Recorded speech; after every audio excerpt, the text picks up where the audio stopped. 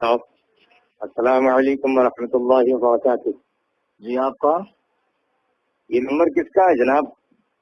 جس کو فون لگایا اسی کا رہے گا نا یار. آپ کو کس سے بات کرنی؟ ہاں میں نے انٹرنیٹ پر ایک کتاب پڑھا بنام حدیث کے دشمن. اچھا اسی میں ملا تھا. کیا آپ صوفی مفتی محمد کلیم رضوی بول رہے ہیں؟ ہاں میں ہی بول رہا ہوں اور میری ہی کتاب ہے. بولیے کیا کام ہے؟ ہاں جی میں عبداللہ مدنی ممبئی سے. اچھا آپ سے مناظرہ کرنا ہے. کہاں ملیں گے آپ؟ مناظرہ کیجیے گا. جی فون پہ ذلیل ہونا ہے یا میرے گھر کا پتہ دے دوں؟ ہاں پتہ بھی دے دیجیے اور جو میں سوال کر رہا ہوں اس کے جواب بھی دے دیجیے. اچھا ساکن آقا کا نام سنا ہے ممبئی میں؟ ہاں جانتا ہوں میں. گھاٹ کے اوپر ویسٹ کرلا ویسٹ اندھیری ایسٹ میں پڑتا ہے. اچھا ساکن آگے کے پاس ہے 90 فٹ روڈ. ہاں ہاں 90 فٹ روڈ پہ ڈسوزا بلڈنگ. اس کے پیچھے ہے LBS نگر, لال بہادر شاستری نگر. اچھا اس کے پاس ہے ویشالی میدان. وہی فقیر کا غریب خانہ ہے, قصر ابو حنیفہ. ہاں اچھا جی اور نمبر یہی ہے جس پہ آپ بات کر رہے ہیں مجھ سے, 9146 122 911. اچھا اور کچھ تفصیل یہی دوں؟ ایک ہی نمبر ہے. یہی نہیں اور ایک نمبر ہے 9820 9820 67270. اب اور بھی کچھ تفصیل دوں؟ ہاں نہیں اتنا کافی ہے. انشاءاللہ جلد ہی ہم 10-20 علماء اہل حدیث آپ کی خدمت کے لیے پہنچ رہے ہیں آپ کے پاس. 10-20 ہی کیوں پہنچ رہے یار؟ پورا نجد اور اٹھا کر لے آؤ نا. پورا جامعہ سلفیہ اٹھا کر لے کر آ جاؤ. یہ دھونس اس نہیں کو ہم دینا اتنے ہی کافی ہیں. جو تمہاری قابلیت جانتا نہیں ہو. نہیں ہم اتنے ہی کافی ہیں آپ کے لیے. اچھا جی اب کوئی کام کی بات ہے تو بولو ورنہ فون کاٹوں. نہیں ہے نا. یہ بتائیں یہ امام ابو حنیفہ نے کتنی کتابیں لکھی ہیں؟ اچھا آپ نبی کو چھوڑ کے ان کی تقلید کرتے ہیں, انہیں امام اعظم کہتے ہیں. حالانکہ تحقیق یہ ہے کہ وہ 3 ہی حدیث سے زیادہ جانتے ہی نہیں تھے. ایسا ہے اب مولوی صاحب جی کہ امام ابو حنیفہ رحمہ اللہ نے جو کتابیں لکھی ہیں تو مشہور کتاب فقہ اکبر اور کتاب الآثار, اور اس کے علاوہ 15 کتابیں امام صاحب کی ہے. اور سب سے بڑا جو ان کی حیات کا کارنامہ ہے کہ انہوں نے علم فقہ کی تدوین کی, فقہ کو مدون کیا. اور ملا علی قاری رحمہ اللہ فرماتے ہیں کہ قرآن و حدیث سے امام اعظم ابو حنیفہ رحمہ اللہ نے 9 لاکھ مسائل حل کیے ہیں. اور اسی ان کے فقہ کی تدوین کی یہ برکتیں ہیں کہ لاکھوں کتابیں اب تک فقہ کی لکھی جا چکی ہے. ہدایہ, عالمگیری, در مختار وغیرہ. اور جس ہدایہ کا آپ لوگ رونا روتے نا, بڑے گندے مسائل اس نے بھرے ہیں اور بڑے تقریب اخلاق مسائل ہے معاذ اللہ. وہ کتابیں آپ کے مدرسے میں بھی پڑھائی جاتی, اسی کو پڑھ کے تم بھی مولوی بنے ہو.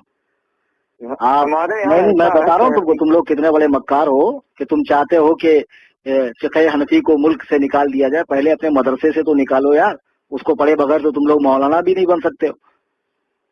اور دوسری بات, لوگوں نے جو 3 حدیث سے زیادہ نہ جانتا ہوں اسے آپ لوگوں نے اصغر بھی نہ بن سکا ہو, اور اسے آپ لوگوں نے امت کا امام اعظم بنا دیا. معاذ اللہ رب العالمین. ہم نے کیا بنایا؟ اللہ و رسول نے بنایا, پہلی بات یہ ہے.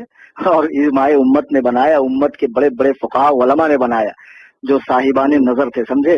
اور دوسری بات 3 حدیث کی جو بات تم کر رہے ہو نا, یہ تمہارا امام اعظم سے حسد ہے. ورنہ اب تک تو تمہارے مولوی بولتے تھے کہ 17 حدیث جانتے, اور اب تم کہہ رہے ہو کہ تحقیق یہ ہے کہ 3 حدیث جانتے تھے. کون جاہل تحقیق کیا بے؟ کس جاہل کی یہ تحقیق ہے کہ امام اعظم 3 حدیث جانتے تھے؟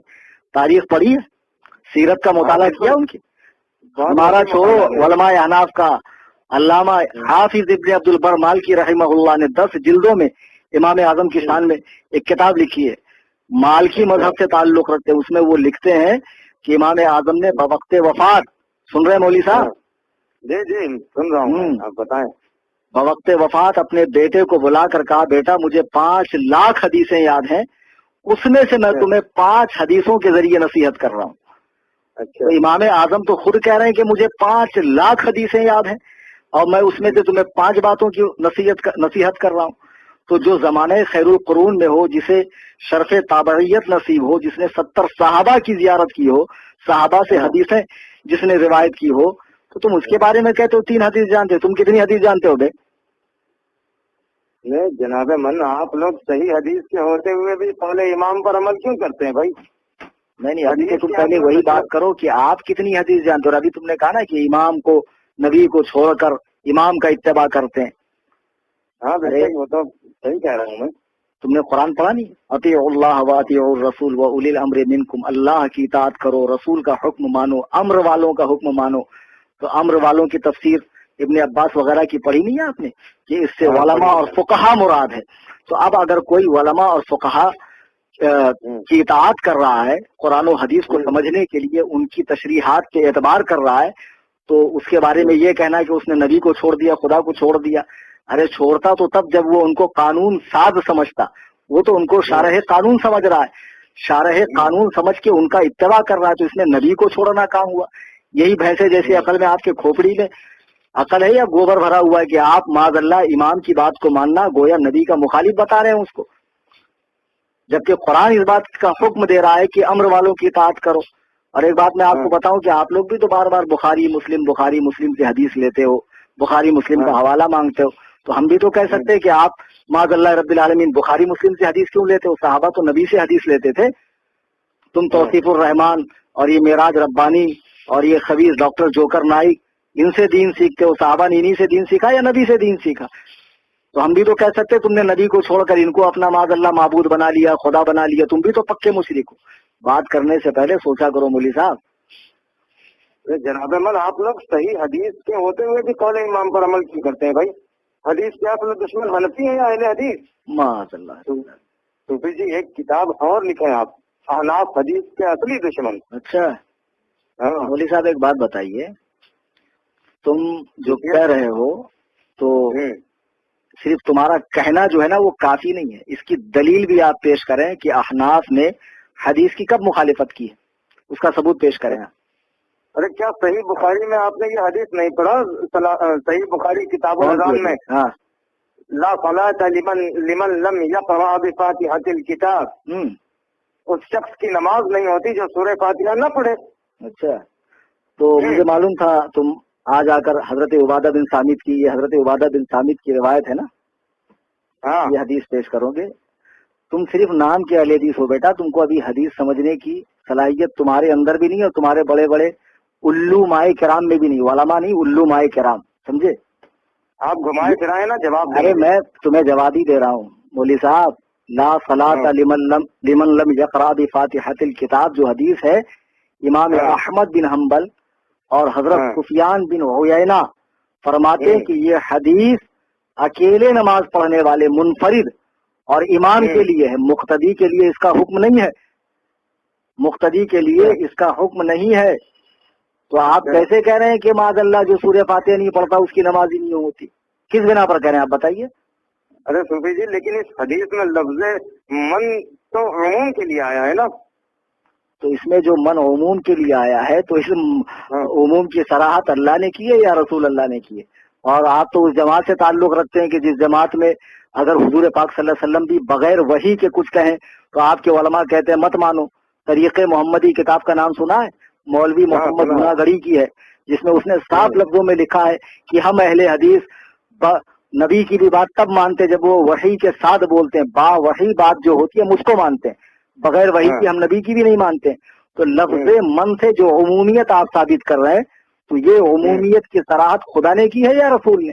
अरे कुछ तो अक्ल रख के बात करो यार, ये तुम्हारी चालाकी है। वरना मैंने सुफियान बिन उयैना का हवाला दिया, इमाम मोहम्मद का हवाला दिया, वो कहते हैं कि ये मुनफरिद और इमाम के लिए है। क्या हूँ कर रहे हैं भाई, यही हदीस समझते हैं आपके पास। चलो ठीक है भाई, आपके पास कौले इमाम के सिवा क्या दलील है कि सूरह फातिहा न पढ़ी जाए इमाम के पीछे? और तुम्हें कैसे इल्म हो गया कि कौले इमाम के अलावा कोई दलील ही नहीं है हमारे पास? यही तो तुम लोगों की हिमाकत है, यही सुना सुना के लोगों को गुमराह करते हो।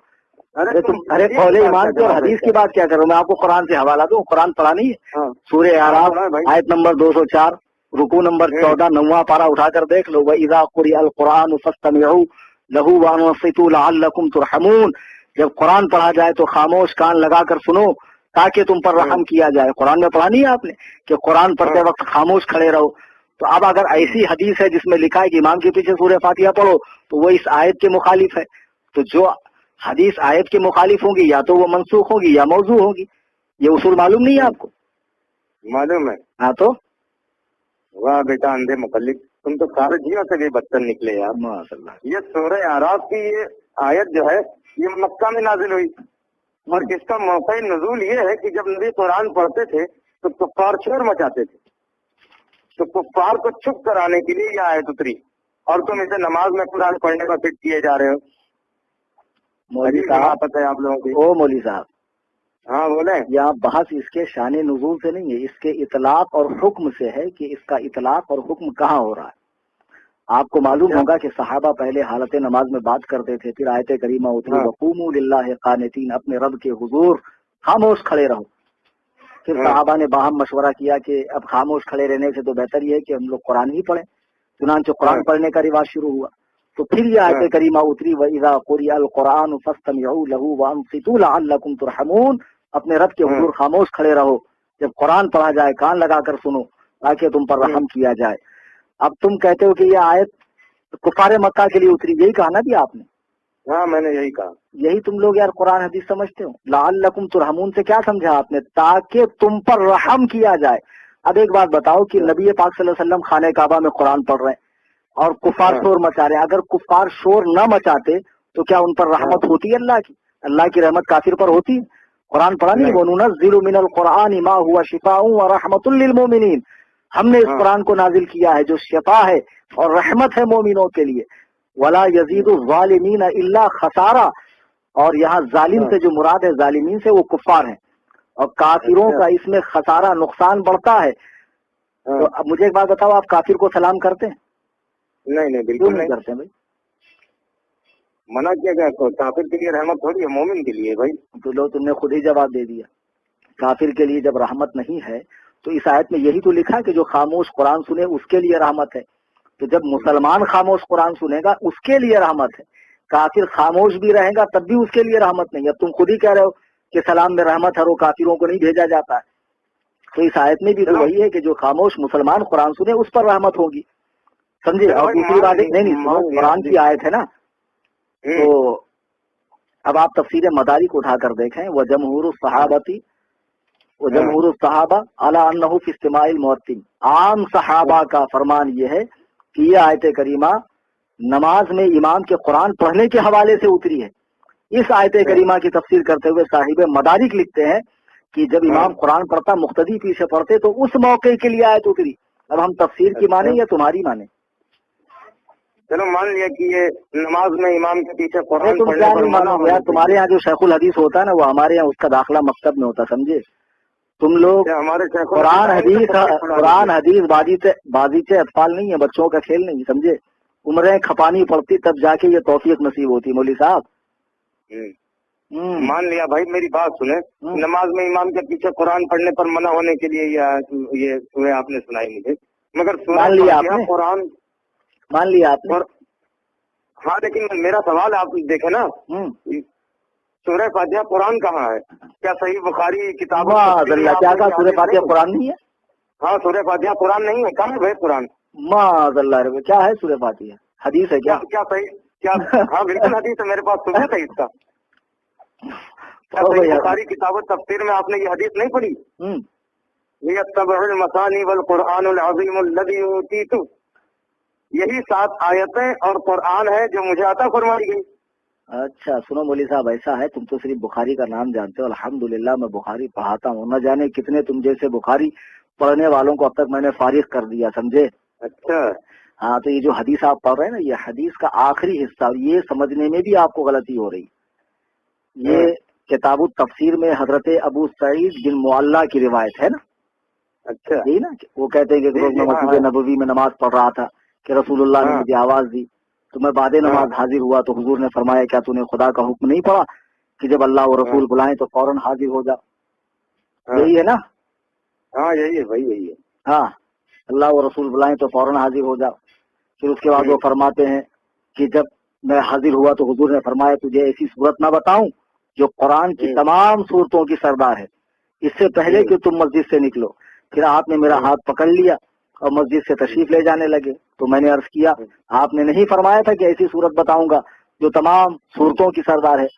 تو فرمایا وہ الحمد شریف ہے، وہی سبع المثانی، یہی پڑھا تھا نا آپ نے، وہی سبع المثانی، ہاں، والقرآن العظیم الذی اوتیتہ، ہاں، کہ और ये 7 आयतें और कुरान करीम, यही सबह मसानी यानी 7 आयतों वाली सूरा और कुरान करीम। तो इसका मतलब आप क्या समझ रहे हैं कि सूरह फातिहा अलग है, कुरान अलग है, ये मतलब समझ रहे हैं? हाँ, यही समझ रहे हैं हम। ला हौल वला तो यही बता कुव्वत। एक मिनट मुझे बात बताओ, मैंने आपको 1 लाख रुपए दिया और 5 रुपए दिया जी, ठीक है, 1 लाख 5 रुपए मैंने आपको दिया, तो आदमी को मालूम है कि भाई 1 लाख सामने वाला न लेने वाला भूलता न देने वाला भूलता, वो बड़ा अमाउंट है और राउंड फिगर है, लेकिन 5 रुपया भूल जाएगा। तो आदमी कहता मैंने आपको 1 लाख और 5,000 दिया जी। तो 1 और 5 के बीच में और को लाता है, चूंकि 5 उसके दिमाग में अच्छे से बैठ जाए कि 5 मत भूलना, 1 तो तुम नहीं भूलोगे लेकिन 5 मत भूलना। तो नबी फरमाते हैं 113 सूरतें तो यकीनन कुरान की है, ये भी कुरान की, लेकिन उन तमाम सूरतों में इसका मकाम ये है कि ये उन सूरतों की सरदार है, उन सूरतों की सरदार है। ये फरमाने का मतलब है कि हमने तुम्हें कुरान दिया और 7 आयतें, यानी तुम कुरान की 113 सूरतों को तो नहीं भूलोगे, लेकिन इस सबसे पहली वाली सूरत को भी मत भूलना जिसमें 7 आयतें हैं।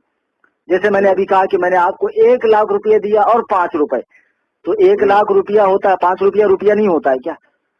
अरे जैसे 1 लाख रुपया रुपया, वैसे 5 रुपया भी रुपया है। तो जैसे 1 को 13 कुरान की सूरतें हैं, वैसे ये 7 आयतें भी कुरान की है सूरतें हैं। और ऊपर इसी हदीस में जो ऊपर लिखा है, नबी ने फरमाया क्या मैं तुम्हें कुरान की ऐसी सूरत ना बताऊं, कुरान की ऐसी सूरत ना बताऊं जो तमाम सूरतों की सरदार है। तो नबी ने तो खुद ही फरमा दिया कि ये कुरान की सूरत। अब तुम कैसे बोल रहे हो यार कि ये कुरान की सूरत नहीं है? माअज़ल्लाह रब्बिल आलमीन, अरे तुमने कैसे कह दिया ये कुरान में नहीं है? आप लोग यार अंधे मुकल्लिद हो बिल्कुल। आप ये कुरान और हदीस है नजर आता है।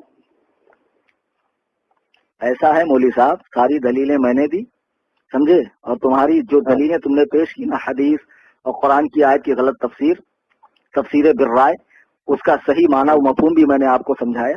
अब तुम हमी को अंधे मुकल्लिद बोल रहे हो, बल्कि हकीकत ये है कि बुजुर्गान दीन, अइम्मा मुज्तहिदीन, औलिया कामिलीन से खुदा वास्ते का बैर है आप लोगों को। और आप वो जमात हो जिसकी पेशिन गोई अल्लाह के नबी ने फरमाई, दज्जालूना कज़्ज़ाबून यातूनकुम मिनल अहादीस, झूठ बोलने वालों, फरेब देने वालों की आखिरी जमाने में एक जमात होगी जो हदीसें गढ़ेंगे, ऐसी हदीस बिमा लम तस्मऊ अंतुम वला आबाउकुम, जो तुमने और तुम्हारे बाप दादाओं ने न सुनी होगी। तो उसी जमात के फर्द हो तुम, और तुमसे इससे ज्यादा की उम्मीद भी नहीं की जा सकती है। यानी तुम यही कुछ करोगे। करना चाहते हैं आपको बताएं, आप हमें क्या साबित करना चाहते हैं? हम तुम्हें क्या साबित करना चाहते हैं? इतनी देर में तुम खुद ही साबित हो गए कि तुम 1 नंबर के चूतियम सरपरेट दगिरेट हो। तुम खुद ही इतनी देर के गुफ्तगू में तुम खुद ही पगले आजम आलम मालूम पड़ रहे हो यार। हम क्या साबित करें? देखते हाँ, हम अपने बड़े आलिम को लेकर आते हैं आपके पास, फिर बताते हैं आपको। तुम्हारे बड़े को नहीं, और जितने सड़े हैं सबको ले आओ, सिर्फ बड़े नहीं, जितने सड़े हैं सबको ले आओ। Any time most welcome for ठुकाई इंशाल्लाह कसरे अबू हनीफा। हाँ, कसरे अबू हनीफा में तुम्हारी ठुकाई होगी बेटा। ठीक है, देख लेते हैं। अल्लाह हाफिज। रखो बेवकूफ।